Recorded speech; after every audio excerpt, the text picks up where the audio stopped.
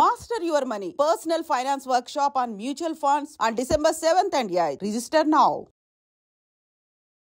Hello guys, welcome back to iDream media. ఈరోజు మనతో ఉన్నారు పర్సనల్ ఫినాన్స్ ఎక్స్పర్ట్ అయిన విజయ్ కర్ణం గారు. రైట్ నౌ మార్కెట్ సిచ్యువేషన్స్ అనేవి కరెక్షన్లో ఉన్నాయండి. దానికి సంబంధించిన డీటెయిల్స్ అనేది తెలుసుకుందాం. Hi sir. Sir, market correction జరుగుతూ ఉంది. మెయిన్గా ఇంపాక్టింగ్ రీజన్ అనేది అదానికి సంబంధించిన ఇష్యూ నడుస్తుంది కాబట్టి దాన్ని మెయిన్గా ఆయన సిమెంట్స్, పోర్ట్స్ చాలా రంగాల్లో ఉన్నారు. అది మేజర్ రీజన్ అవుతుంది అనేది కూడా తెలుస్తూ ఉంది ఇక్కడ. What is happening, what about to happen అంటారు? అంటే మనం కంప్లీట్గా నేను ఆ కేసు గురించి కాకుండా మనకి మ్యూచువల్ ఫండ్కి ఇంపాక్ట్ ఎంత అవుతుంది అనేది మనం ఆలోచన చేద్దాము. ఇప్పుడు చాలామంది ఇండెక్స్ ఫండ్స్లలో ఇన్వెస్ట్ చేస్తారు, చాలామంది మొమెంటమ్ ఫండ్స్లలో ఇన్వెస్ట్ చేస్తారు. సో బికాస్ ఆఫ్ లాస్ట్ 1-2 ఇయర్స్లో ఉన్న అవేర్నెస్ వల్ల చాలామంది అలా చేస్తున్నారు. Okay, it's not a bad thing. Entry అయ్యే ఇన్వెస్టర్స్కి index funds will be the best opportunity. కానీ ఇండెక్స్ ఫండ్స్ ఎందుకు కొన్ని రీజన్స్లో వర్క్ అవుతాయి, కొన్ని రీజన్స్లో వర్కౌట్ కాదనేది ఇది one of the best example అండి. ఇప్పుడు సపోజ్ మనము ఈ డేటా పాయింట్ తీసుకుంటే అక్టోబర్ 2024లో లాస్ట్ మంత్లో నిఫ్టీ 500 మొమెంటమ్ ఇండెక్స్ ఉంది. దాంట్లో 7.8% ఓన్లీ అదానీకి రిలేటెడ్ స్టాక్స్లోనే ఇన్వెస్ట్ చేస్తారు వాళ్ళు. అంటే ఆ ఇండెక్స్లో ఎక్స్పోజర్ వచ్చేసి 7.8% ఉంది. So it's one of the biggest key factor అనమాట. ఇప్పుడు ఈ కరెక్షన్ అనేది ఆ ఇండెక్స్లో ఇన్వెస్ట్ చేసిన వాళ్ళకి ఇంపాక్ట్ పడదా అంటే పడుతుంది, డెఫినెట్గా పడుతుంది. కానీ వేరే ఎక్కడైతే యాక్టివ్ మేనేజ్మెంట్ ఉందో వాళ్ళు దీనికి ప్రికాషన్స్ తీసుకుంటారు. సో ఇది వన్ ఆఫ్ ద రీజన్ అనమాట. అండ్ నెక్స్ట్ థింగ్ వచ్చేసి ఒక మంచి పర్ఫార్మింగ్ ఫండ్, అంటే దానికి ఈక్వలెంట్ ఇండెక్స్గా ఈక్వలెంట్గా పర్ఫార్మింగ్ ఫండ్లో అక్కడ 7.8% ఎక్కడైతే కరెక్షన్ వచ్చిందో, అంటే ఇంపాక్ట్ పడ్డదో అక్కడంతా కాకుండా ఇక్కడ జస్ట్ 4% మాత్రమే కరెక్షన్ వచ్చింది అనమాట. సో అందుకే మనం యాక్టివ్ మేనేజ్మెంట్ ఫండ్స్ని ఇగ్నోర్ చేయొద్దు. Index funds are good for short duration. Bull రన్లో, బుల్ మార్కెట్లో ఇట్ విల్ బి అది మంచిగా పర్ఫామ్ చేస్తుంది. కానీ లాంగ్ డ్యూరేషన్లో మనం ఎప్పుడైతే చేస్తున్నాం active funds will out perform them అనమాట. అండ్ నెక్స్ట్ వచ్చేసి ఇండెక్స్ ఫండ్స్ గురించి నేను ఎందుకు ఇలా మాట్లాడుతున్నానంటే ఇంకొక డేటా పాయింట్ చెప్తాను మీకు. 2000లో మనకు ఒకవేళ ఇదే మొమెంటమ్ ఫండ్స్ ఉన్నాయి అనుకుందాం. 2000లో మనకు ఇదే మొమెంటమ్ ఫండ్స్ ఉంటే అప్పుడు ప్రిడామినెంట్లీ మనకి ఇండెక్స్ విల్ బి అది రన్ చేసింది ఓన్లీ ఐటీ స్టాక్స్ అనమాట. సేమ్ అట్లాగే మనము ఎప్పుడైతే 2008లో మళ్ళీ చూసుకుంటే మనకు అప్పుడు ఇన్ఫ్రాస్ట్రక్చర్ రిలేటెడ్ ఫండ్స్ మాత్రం అవుట్ పర్ఫామ్ చేస్తాయి. అంటే మనకి ఇండెక్స్లో ఎక్కువ ఎక్స్పోజర్ తీసుకున్నట్టు ఇవే అనమాట. సో ఇట్లా ఉన్నప్పుడు ఎప్పుడైతే మనకి కరెక్షన్ వచ్చిందో 50% కరెక్షన్ వచ్చిందండి ఆ ఇయర్స్లో. 2000లో .com, 2008లో లేమన్ బ్రదర్స్, ఈ క్రాషెస్లో 50% కరెక్షన్ వచ్చింది. 50% కరెక్షన్ వచ్చినప్పుడు ఆ సెక్టార్ స్పెసిఫిక్గా ఉన్నది 80% వరకు కూడా కరెక్షన్ వచ్చినాయి అనమాట. అందుకే నేను ఇండెక్స్ ఫండ్స్కి అంత ప్రిఫరెన్స్ ఇవ్వను అనమాట. సో ఇప్పుడు 50% కరెక్షన్ వచ్చిన దగ్గర మీరు 50% రికవర్ చేయాలంటే జస్ట్ 100%, అంటే బౌన్స్ బ్యాక్ 100% వస్తే మీ 50% నెగిటివ్స్ విల్ బి క్లియర్ అయిపోతాయి. కానీ అదే సెక్టర్ స్పెసిఫిక్ దాంట్లో 80% కరెక్షన్ వచ్చింది. అంటే మూమెంటం, హైలీ మూమెంటం కానీ, నిఫ్టీ ఐటీ కానీ, వీటిలో నిఫ్టీ బ్యాంక్ కానీ వీటిలలో 80% కరెక్షన్ వచ్చిన ఛాన్సెస్ ఉన్నాయి.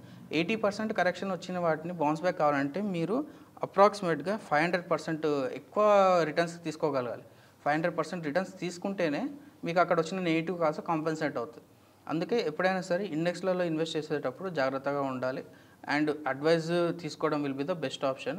Active funds will be the more preferable option అనమాట. అంటే సార్, యాజ్ ఏ రీసెర్చర్గా and as a personal finance ఎక్స్పర్ట్గా, ఈవెన్ మ్యూచువల్ ఫండ్ డిస్ట్రిబ్యూటర్గా కానీ మీరు చూసినట్లయితే ఇవన్నీ కూడా మీరు you work on these things. But ఒక ఐటీ పర్సన్ ఉన్నారు, they don't work on these things. Pharma employee అంటే ఎవరైతే ఇన్వెస్టర్స్, రిటైలర్స్ ఉన్నారో యాజ్ టీజ్కి ఇదే ఇండస్ట్రీలో లేకపోయి ఉండొచ్చు. కంపల్సరీ వాళ్ళు వీటిని అనలైజ్ చేయకపోతే చాలా నష్టపోతారు. అండ్ మీరు చెప్తుంది రిటర్న్స్ 500%. ఇన్ కేస్ అది మైనస్ అయితే పరిస్థితి ఏంటి? అవునండి, దే లాస్ హోల్ అమౌంట్ అనమాట. అవునండి. ఇలాంటి సిచ్యువేషన్లో హై ఇన్వెస్ట్మెంట్స్ చేసిన వాళ్ళు అయి ఉండొచ్చు. Because IT employees they are investing around 10,000 కూడా ఉన్నారు. అవునండి. అలాంటి వాళ్ళు కానీ 50,000 SIP చేసే వాళ్ళు కూడా ఉన్నారు. ఇలాంటి పర్సన్స్ చాలా ఎక్కువ నష్టపోయే ఛాన్సెస్ ఉన్నాయి. కాబట్టి వాళ్ళు మిమ్మల్ని కన్సల్ట్ అయినట్లయితే ఎలాంటి సజెషన్స్ మీరు వాళ్ళకి ఇస్తారు? డెఫినెట్గా అండి, మనం ఇంతకుముందు వీడియోలో మాట్లాడుకున్నట్లు అందరికీ ఒకటే సెట్ కాదు. వాళ్ళ రిస్క్ అపెటైట్, వాళ్ళ రిక్వైర్మెంట్స్. ఇప్పుడు సపోజ్ ఒక పర్సన్కి 1-2 ఇయర్స్లోనే రిక్వైర్మెంట్ ఉంది అంటే వాళ్ళకి SIPs అంత పెద్దగా వర్కౌట్ కావు. SIPs will not work for them.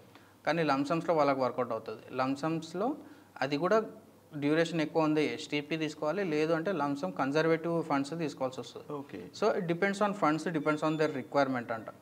And more over SIPsలో కూడా మనము ఏ ఫండ్లో ఎస్ఐపి చేస్తున్నాం అనేది కూడా కరెక్ట్గా చూసుకోవాలి. ఎందుకంటే కొంతమంది అండర్ పర్ఫార్మెన్స్ ఫండ్లో కూడా ఎస్ఐపిస్ చేస్తున్నారు. ఈవెన్ దో వాళ్ళు అక్యూములేట్ చేసుకున్న యూనిట్స్ ఎక్కువగా ఉన్నా కానీ లాంగ్ రన్లో అది పర్ఫార్మెన్స్ చేయలేదు అని అంటే ఇట్ విల్ బీ లైక్ అంటే వాళ్ళని రోజులు చేసిన కాంపౌండింగ్, వాళ్ళు ఎన్ని రోజులు చేసిన ఏమంటారు వాళ్ళు చేసిన సాక్రిఫైసెస్ కానీ దానికి వర్త్ ఉండదు అనమాట. సో మనం ఏం చెప్తాము అంటే రీబ్యాలెన్సింగ్ కూడా చేసుకోవాలి. మనం ఎవ్రీ 2 to 3 years మీరు ఇంతవరకు ఇన్వెస్ట్మెంట్ చేస్తున్నారు, లేకపోతే ఆల్రెడీ ఇన్వెస్ట్ చేసిన వాళ్ళు ఉంటారు. ఇప్పుడు మనం చూస్తున్న వ్యూవర్స్లో కూడా చాలామంది ఆల్రెడీ ఇన్వెస్ట్ చేసిన వాళ్ళు ఉంటారు. వాళ్ళ పోర్ట్ఫోలియో రీబ్యాలెన్స్ చేసుకోవడం కొంచెం ఇబ్బంది. ఇక్కడ చాలా మంది కూడా డివేట్ అయ్యి ఇబ్బంది పడే సిచ్యువేషన్ ఇదే సార్, రీబ్యాలెన్సింగ్ ద ఫండ్స్ అనమాట. అది చాలా టిపికల్ థింగ్ కదా, how you handle? So thing ఏంటి అంటే ఇప్పుడు సపోజ్ ఒక పెద్ద కార్పస్ ఉన్న వాళ్ళు రీబ్యాలెన్సింగ్ చేయాలి అనుకున్నప్పుడు వాళ్ళకి మెయిన్ ట్యాక్సేషన్ ఇష్యూస్ వస్తాయండి. ఇప్పుడు ఒక 1 CR కానీ ఒక 50 lakhs కానీ ఆల్రెడీ ఇన్వెస్ట్మెంట్ చేసిన వాళ్ళు ఉన్నారనుకోండి, వాళ్ళు విత్డ్రాల్ చేస్తే వాళ్ళు ట్యాక్స్ ఇంప్లికేషన్స్ ఎక్కువ ఉంటాయి. సో అప్పుడు మనం గ్రాడ్యువల్గా ఎక్స్పోజ్ తీసుకోవాలి, గ్రాడ్యువల్గా రీబ్యాలెన్సింగ్ చేసుకోవాలి. లేదు అనుకుంటే ఒకటేసారి రీబ్యాలెన్సింగ్ చేసుకొని దాని ఇంప్లికేషన్స్కి రెడీ ఉన్నారా లేదా ఇన్వెస్టర్స్ అనేది మనం చూసుకోవాల్సింది అనమాట.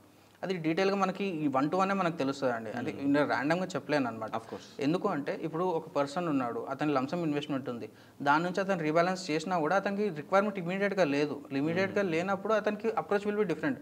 కానీ ఒక రిటైర్డ్ పర్సన్ ఉన్నాడు, అతని కార్పస్ మొత్తం ఇక్కడనే ఉంది, అతను ఎక్కువ ఎక్స్పోజ్ తీసుకోలేదు, అతను గ్రాడ్యువల్గా తీసుకోవచ్చు. అంటే నెక్స్ట్ 2 to 3 years వరకు అతను గ్రాడ్యువల్గా ఎక్స్పోజ్ తీసుకోవాలి. టైం పీరియడ్లో మనం exactly over the time period ఒక ఫండ్ నుంచి ఇంకో ఫండ్కి ట్రాన్స్ఫర్ చేయడం కానీ, లేకపోతే ఉన్న వాటి మీదకి వెళ్ళి ఏదైనా వేరే స్ట్రాటజీ చూడడం కానీ, అట్లా it will be completely different approach అనమాట.